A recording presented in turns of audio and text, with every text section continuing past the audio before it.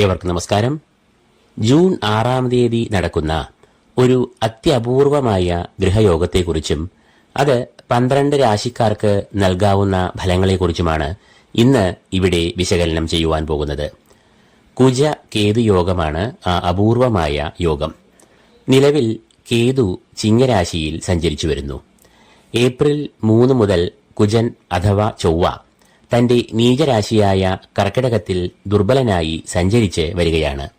എന്നാൽ ജൂൺ 6-ാം തീയതി ചൊവ്വ തന്റെ നീചാവസ്ഥയിൽ നിന്നും മോചിതനായി ചിങ്ങം രാശിയിൽ പ്രവേശിക്കുന്നു.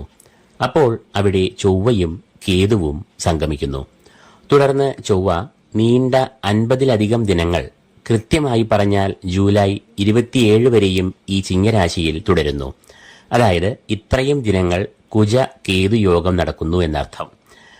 കുജൻ അഥവാ ചൊവ്വ എന്നത് നവഗ്രഹങ്ങളിൽ സർവ്വസൈന്യാധിപന്റെ സ്ഥാനം അലങ്കരിക്കുന്നു.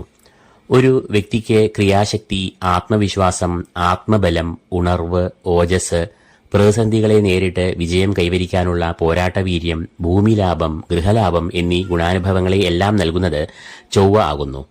കേതു എന്നത് കുജന്റെ തുല്യബലം ഉള്ള ഗ്രഹമായാണ് ഗണിക്കുന്നത്. കുജവത് കേതു എന്ന ഒരു വാക്യം സൂചിപ്പിക്കുന്നത് ചൊവ്വയെയും കേതുവിനെയും ഒരുപോലെ കാണണം എന്നാണ്. അതുകൊണ്ട് തന്നെ ഈ ഗ്രഹങ്ങളുടെ സംയോഗത്തിന് ജ്യോതിഷപരമായി വളരെയധികം പ്രാധാന്യം കൽപ്പിക്കുന്നു. ചിങ്ങരാശിയിൽ നടക്കുന്ന ഈ അത്യപൂർവമായ കുജ കേതു യോഗം ഏതെല്ലാം കൂറുകാർക്ക് അനുകൂലമായതും പ്രതികൂലമായതുമായ ഫലങ്ങളെ നൽകുമെന്ന് നമുക്ക് വിശകലനം ചെയ്യാം. കുംഭക്കൂർ, അവിട്ടം 2-ാം പകുതി, ചതയം, പുലർട്ടാതി, മുക്കാൽ എന്നീ നക്ഷത്രങ്ങളാണ് ഈ കൂറിൽ വരുന്നത്. കുംഭക്കൂറുകാരുടെ 7-ാം ഭാവത്തിലാണ് ചൊവ്വയും കേതുവും സംഗമിക്കുക. 7-ാം ഭാവം എന്നത് കളത്രഭാവം എന്ന് അറിയപ്പെടുന്നു. 7-ൽ കൂടി പാപഗ്രഹങ്ങൾ സഞ്ചരിക്കുന്നത് ആ ഭാവത്തെ പ്രതികൂലമായി ബാധിക്കും. പ്രണയബന്ധം, ദാമ്പത്യബന്ധം, കുടുംബ ബന്ധങ്ങൾ എന്നിവയെല്ലാം സൂചിപ്പിക്കുന്നത് ഈ ഭാവം കൊണ്ടാകുന്നു. കുജ കേതുക്കൾ ഈ ഭാവത്തിലൂടെ സഞ്ചരിക്കുമ്പോൾ അത് പ്രണയബന്ധങ്ങൾ, ദാമ്പത്യ ജീവിതം എന്നിവയിൽ ചില അസ്വാരസ്യങ്ങളെ സൃഷ്ടിക്കാം. കൂടാതെ കുടുംബത്തിലും ഒരു മനസ്സമാധാനക്കുറവ് ഉണ്ടാകാം. ജീവിത പങ്കാളിക്ക് ശാരീരികവും മാനസികവുമായ ക്ലേശവും ഈ സമയത്ത് വന്ന് ഭവിക്കാനുള്ള സാധ്യതകൾ ഏറെയാകും. കൂടാതെ 7-ാം ഭാവം കൂട്ടായ സംരംഭങ്ങൾ, ബിസിനസ് എന്നിവയെ സൂചിപ്പിക്കുന്നതിനാൽ ഈ സമയത്ത് ആ മേഖലകളിൽ അഭിപ്രായ ഭിന്നതകൾ, തർക്കങ്ങൾ എന്നിവ ഉടലെടുക്കാം. അത് അവയെ സാരമായി ബാധിക്കുകയും ചെയ്യാം. ഈ സമയത്ത് അലച്ചിലുകൾ, യാത്രാദുരിതങ്ങൾ, പാഴ്ചെലവുകൾ എന്നിവയും വന്ന് ഭവിക്കാം.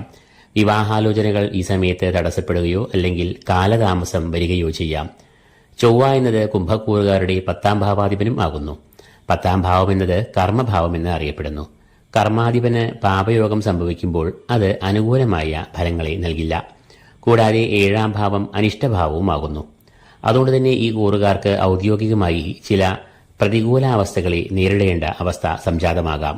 സഹപ്രവർത്തകരുടെ നിസ്സഹകരണം, മേലധികാരികളുടെ അപ്രീതി, ശത്രുശല്യം എന്നിവ തൊഴിൽ രംഗത്ത് തലവേദനകൾ സൃഷ്ടിക്കാം. ചൊവ്വ കേതു യോഗം നൽകുന്ന ഈ ദോഷാവസ്ഥയ്ക്ക് പരിഹാരമായി ഈ കൂറുകാർ ഈ ഗ്രഹങ്ങളുടെ അധിഷ്ഠാന ദേവതകളെ നന്നായി ധ്യാനിക്കുക. ചൊവ്വയുടെ അധിഷ്ഠാന ദേവതകൾ ഭദ്രകാളി, സുബ്രഹ്മണ്യസ്വാമി എന്നിവരാകുമ്പോൾ കേതുവിന്റെ അധിഷ്ഠാന ദേവത മഹാഗണപതിയാകുന്നു. അധിഷ്ഠാന ദേവതകളെ സ്മരിക്കുകയും പ്രാർത്ഥിക്കുകയും വേണ്ട വഴിപാടുകൾ നടത്തുകയും ചെയ്യുമ്പോൾ ദോഷങ്ങളിൽ ഗണ്യമായ കുറവ് വരുന്നു. ഗ്രഹനിലയിൽ ചൊവ്വയ്ക്ക് ക്ഷേത്രബലം, ഭാവബലം, ലഗ്നാധിപയോഗം എന്നിവയുണ്ടെങ്കിൽ ദോഷങ്ങൾ കാര്യമായി അലട്ടില്ല. എന്നാൽ ചൊവ്വയ്ക്ക് ഗ്രഹനിലയിൽ ബലമില്ലാത്ത അവസ്ഥകൾ വരുന്ന പക്ഷം ദോഷങ്ങൾക്ക് കാഠിന്യം ഏറുകയും ചെയ്യാം. ഇതോടുകൂടി ഈ വീഡിയോ ഇവിടെ പൂർണ്ണമാകുന്നു. ഈ വീഡിയോ നിങ്ങൾക്ക് പ്രയോജനകരമായെങ്കിൽ ലൈക്ക് ചെയ്യുക, ഷെയർ ചെയ്യുക. കൂടാതെ ഈ ചാനൽ സബ്സ്ക്രൈബ് ചെയ്യാത്തവർ സബ്സ്ക്രൈബ് ചെയ്യുക. ഏവർക്കും ഈശ്വര കടാക്ഷങ്ങൾ നേർന്നുകൊണ്ട് നിർത്തുന്നു. നന്ദി, നമസ്കാരം.